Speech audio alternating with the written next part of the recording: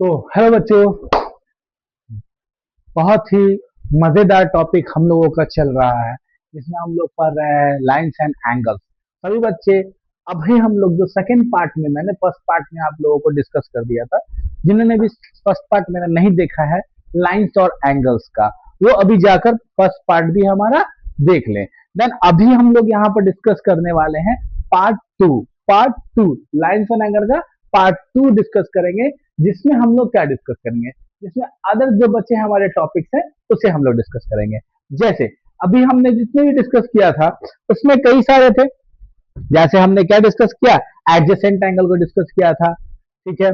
उसके बाद हमने क्या डिस्कस किया था, जिसका सम 90 होगा। दो एंगल्स के सम को जब हम लोग करते हैं और उसका सम अगर 90 होगा तो उसे हम लोग क्या कहते हैं, उसे हम लोग क्या कहते हैं। तो हमने बताया था कि उसे हम लोग कंप्लीमेंट्री एंगल्स कहते हैं। क्या कहते हैं? कंप्लीमेंट्री एंगल्स कहते हैं। और जिस एंगल, दो एंगल का सम 180 डिग्री होगा उसे हम लोग सप्लीमेंट्री एंगल्स कहते हैं। हम लोगों ने पढ़ा था, इन सारे टॉपिक्स पर डिस्कस किया था। अभी हम लोग यहाँ पर डिस्कस करने वाले हैं लीनियर पेयर एंगल्स के बारे में। मुझे लीनियर पेयर एंगल्स क्या होता है इसे हम लोग डिस्कस करेंगे। जैसा कि समझना है हमें इस बात को कि लीनियर पेयर एंगल होता क्या है। लीनियर पेयर एंगल वो होता है जो जो जो एडजेसेंट जो एडजेसेंट एडजेसेंट एंगल यहां भी आ रहा है, देखना, एडजेसेंट एंगल, एडजेसेंट एंगल का जिसका सम 180 डिग्री होगा, हुई सम इज 180 डिग्री, उसे हम लोग क्या कहेंगे, लीनियर पेयर कहेंगे, लीनियर पेयर कहेंगे। अब आप बोलोगे कि पिछले बार भी हमको बताया गया था कि एडजेसेंट एंगल का जो पहचानने की तरीके होती हैं उसमें होता है क्या कि आपका घर और पड़ोसी के घर का जो वॉल होगा वो कॉमन हो जाएगा। इट मीन्स एंगल का एक आर्म जो होगा वो कॉमन होगा। कौन सा आर्म कॉमन होगा उसे हम लोग देखेंगे। जैसे देखिए, एग्जाम्पल मैं आपको दिखाता हूं। सपोज कोई एंगल है, सपोज ये एक एंगल है, ठीक है, समझ रहे हो। और देखोगे कि ये एक लाइन है, ये एक लाइन है, यहां से एक लाइन ऊपर जा रहा है जिसमें एक बना रहा है 110 डिग्री और एक एंगल बन रहा है 70 डिग्री। ये एंगल ए हो गया, ये एंगल बी हो गया। एंगल ए और एंगल बी, आप इस चीज को समझो कि एक एंगल जो है, सपोज मैं इस लाइन का नाम देता हूं A B, okay, A B और इसका सी। तो अभी आप समझोगे, इसे ओक दे देता हूं, तो angle A O C, angle A O C, angle A O C plus करेगा एंगल बी ओ सी से, प्लस करेगा एंगल बी ओ सी से, क्या होगा, क्या होगा समझना है। एंगल ए ओ सी जो है आपका वो कितना है, वो कितना है 100 110 degree, 110 degree plus angle B O C जो है आपका, बी ओ सी कितना है 70 डिग्री, कितना है 70 degree. Then is equal to अगर करते हैं तो कितना आ रहा है 180 डिग्री। क्या ये लीनियर पेयर एंगल है, क्या ये लीनियर पेयर एंगल है? 100% लीनियर पेयर एंगल है। क्योंकि यहां पर कहा दिया मैंने एडजेसेंट एंगल हुई term is 180 degree. Adjacent angle, ये एडजेसेंट भी है क्योंकि देखोगे ये पड़ोस वाली आंटी है, ये आप हो। इन दोनों का क्या है, इन दोनों का क्या है, जो ये वॉल है ये कॉमन है, ये वॉल जो है ये कॉमन है। मतलब क्या हुआ, मतलब क्या हुआ कि एडजेसेंट एंगल में यही बात तो कहा गया था कि वन आर्म जो होगा वो कॉमन होगा। मींस यहां पर जो आर्म बन रहा है ओ सी, ये दोनों में कॉमन है। एंगल ए ओ सी में, एंगल बी ओ सी में देखोगे ओ सी एंड ओ सी, मीन्स इसमें कॉमन है। देन ये एडजेसेंट एंगल है और इसका सम 180 डिग्री हुआ, इसका मतलब ये लीनियर पेयर एंगल हुआ। अब आपके मन में एक सवाल आ जाएगा कि सर फिर सप्लीमेंट्री में डिफरेंसेस क्या है? सप्लीमेंट्री में तो यही था, क्या ये सप्लीमेंट्री नहीं हो सकता है? नहीं हो सकता है। बताओ, हो सकता है कि नहीं हो सकता है? हो सकता है। सप्लीमेंट्री क्यों हो सकता है?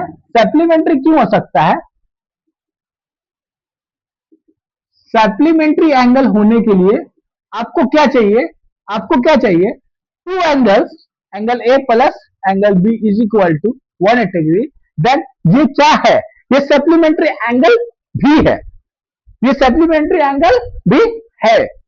बट सप्लीमेंट्री एंगल का कोई भी एक ऐसा रूल नहीं है जिससे वो, सपोज अगर सप्लीमेंट्री एंगल, एक एंगल लेते हैं, एक एग्जांपल, सपोज ये एक एंगल है जिसका एंगल बी बराबर 60 डिग्री है, और ये एक एंगल है, एंगल ए बराबर 30 डिग्री है। सॉरी, 1 मिनट, ये आपको हो जाता है,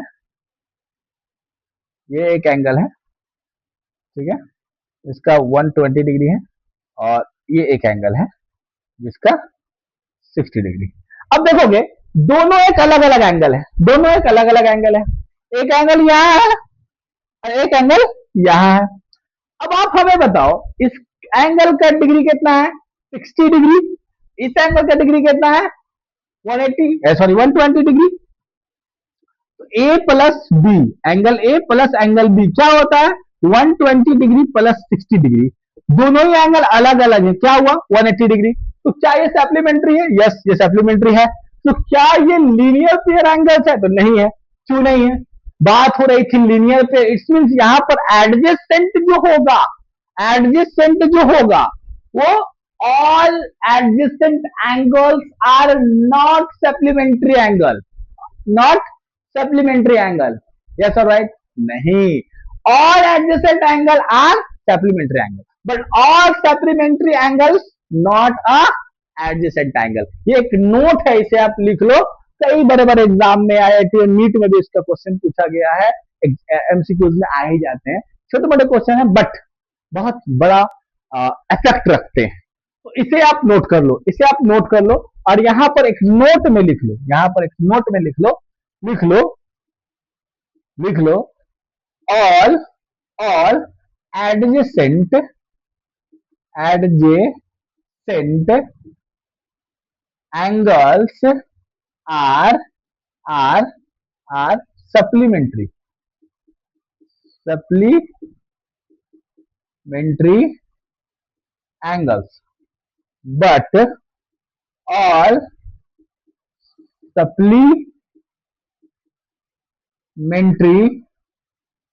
angles are not, not adjacent, adjacent angle. Note कर लो, याद रखना, सारे एडजेसेंट एंगल सप्लीमेंट्री एंगल हो जाएगा, लेकिन सारे सप्लीमेंट्री एंगल एडजेसेंट नहीं होगा। All supplementary angles are not, are not, are not adjacent angle, are not adjacent angle, adjacent angle नहीं होगा, नहीं होगा, नहीं होगा, क्योंकि एडजेसेंट होने के लिए कॉमन आर्म इंपॉर्टेंट है, और इसमें कोई कॉमन आर्म नहीं है, क्योंकि ये एक लाइन है ए ओ बी और ये है सी ओ डी, इसमें कोई एंगल, कोई आर्म कॉमन नहीं है, कोई आर्म कॉमन नहीं है। तो इसे नोट कर लो, ये एक नोट है जो आप लोग लिख भी लो, ये इंपॉर्टेंट है कि all adjacent angle are supplementary angle, but all supplementary angles are not adjacent angle. और ये क्या हो गया? लीनियर पेयर एंगल हो गया। ये क्या हो गया? Linear pair angle. Linear pair angle उसे ही कहते हैं जो एडजेसेंट एंगल का सम 180 डिग्री होता है। जिस एडजेसेंट एंगल का सम 180 डिग्री होता है उसे ही हम क्या कहते हैं? लीनियर पेयर एंगल्स कहते हैं, लीनियर पेयर एंगल्स कहते हैं। नोट कर लीजिए, नोट कर लीजिए, जल्दी जल्दी फास्ट फास्ट नोट कर लीजिए।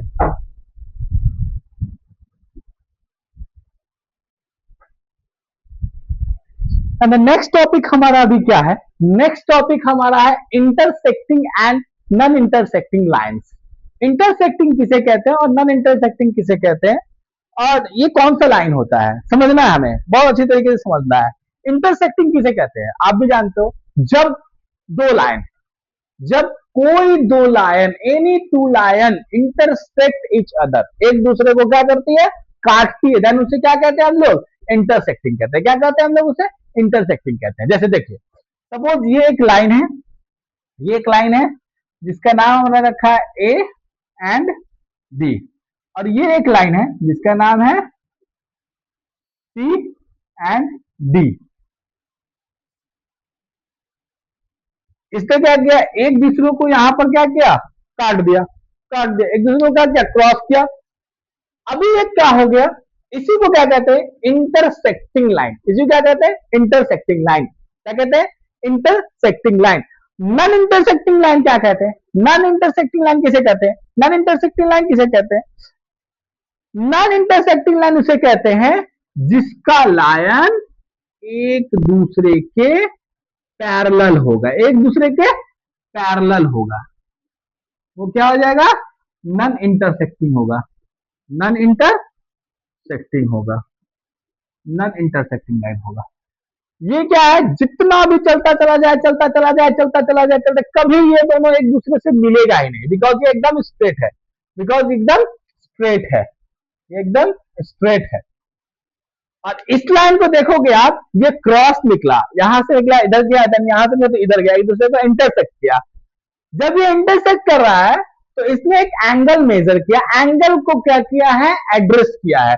वो एंगल हमारा ये है एंड ये है, देन ये है एंड ये हमारा एंगल है। इसे हम लोग ओ से भी डिनोट करते हैं, ओ से भी, इस पॉइंट को हम लोग ओ से भी डिनोट करते हैं, ओ से भी डिनोट करते हैं। कई जगह आप लोग इसे पढ़ोगे, कोऑर्डिनेट में भी पढ़ोगे इसे, ग्राफ में भी पढ़ोगे इसे, तो ओ से डिनोट करते हैं। जब कोई लाइन एक दूसरे को इंटरसेक्ट करता है उसे हम लोग ओ से, आप कहने को तो पी से डिनोट कर दो, सी से डिनोट कर दो, एम से डिनोट कर दो, नो मैटर, कोई मैटर नहीं रखता, बट ओ से डिनोट करते हैं, ओ से डिनोट करते हैं, इसलिए ओ लिख दिया मैंने। ओके, इसका एक फॉर्म है, क्या है, इसका एक बहुत ही बेहतरीन आपको मैं बताता हूं कि अगर opposite direction of the angle जो होगा, जो अपोजिट डायरेक्शन में है, इट मीन एंगल, देखो यहां पर देखोगे, एंगल सी ओ ए, एंगल सी ओ ए, ये क्या है, ये क्या है, एक एंगल है, और ये एंगल अपोजिट किसके, डी ओ बी के, एंगल डी ओ बी के, मतलब ये अपोजिट डायरेक्शन में जो एंगल होगा वो एक दूसरे के बराबर होगा। क्या होगा, एक दूसरे के बराबर होगा। It mean angle C O A is equal to angle D O B होगा। क्या होगा, angle C O A is equal to angle D O B हो जाएगा, क्योंकि हमने A O B and C O B एक line बनाया है, एक लाइन खींचा है जो एक दूसरे को इंटरसेक्ट कर रहा है, और देन इसका ये क्या है, अपोजिट है, अपोजिट है, एंड अपोजिट डायरेक्शन जो होता है वो एक दूसरे के इक्वल होता है। इसका मतलब ये इसके इक्वल हो गया। देन दूसरा थ्योरम, एक तरह का थ्योरम है, आप इसको समझना। इसे हम बाद में अच्छे से डिस्कस भी करेंगे, लेकिन यहां पर इसको समझ जाना क्या है।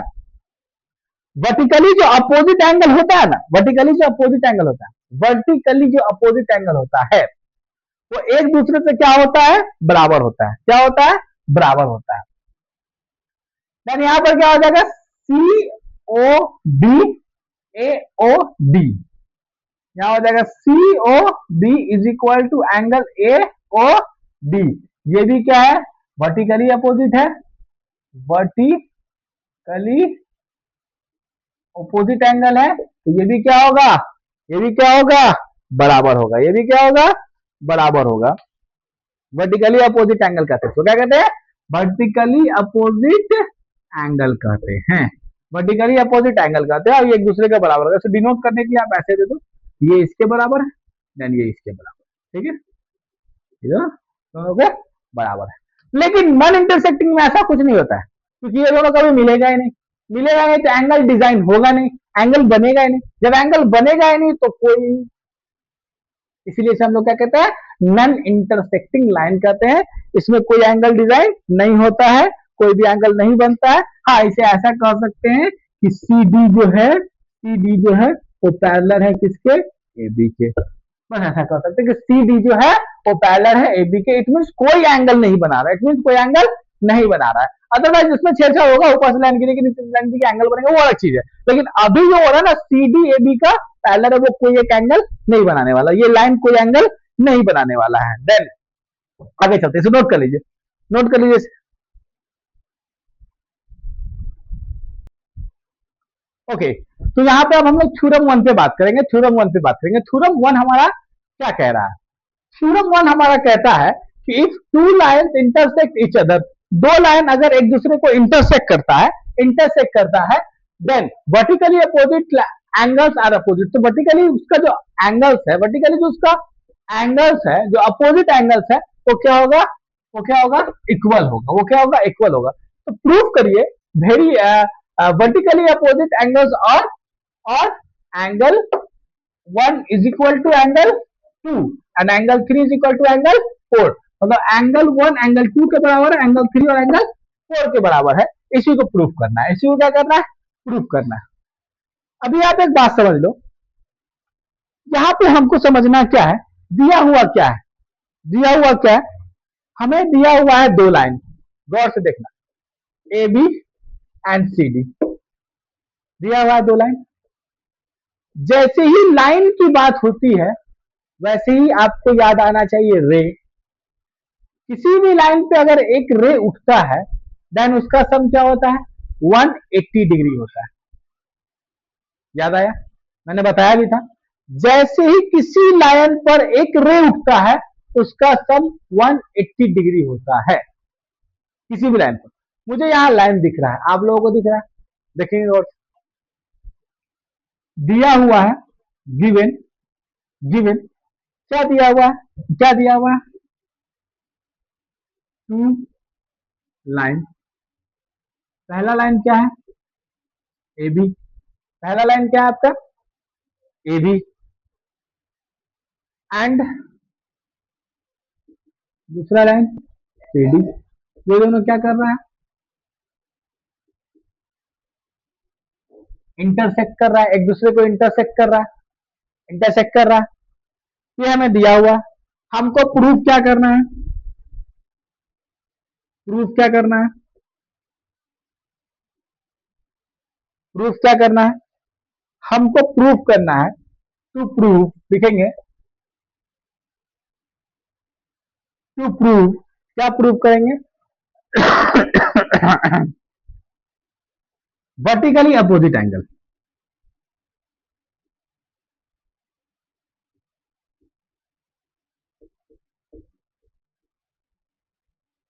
वर्टिकली अपोजिट एंगल को हमको प्रूफ करना है, वर्टिकली अपोजिट एंगल, जिसमें दिया हुआ है angle one is equal to angle two and angle three is equal to angle four. इसी को प्रूफ करना है। इतना नोट करो, मैं प्रूफ कर, इतना नोट करो, कमान फास्ट फास्ट जल्दी नोट कर लेंगे, इतना नोट कर लेंगे, नोट कर लेंगे, मैं मिटा रहा हूं।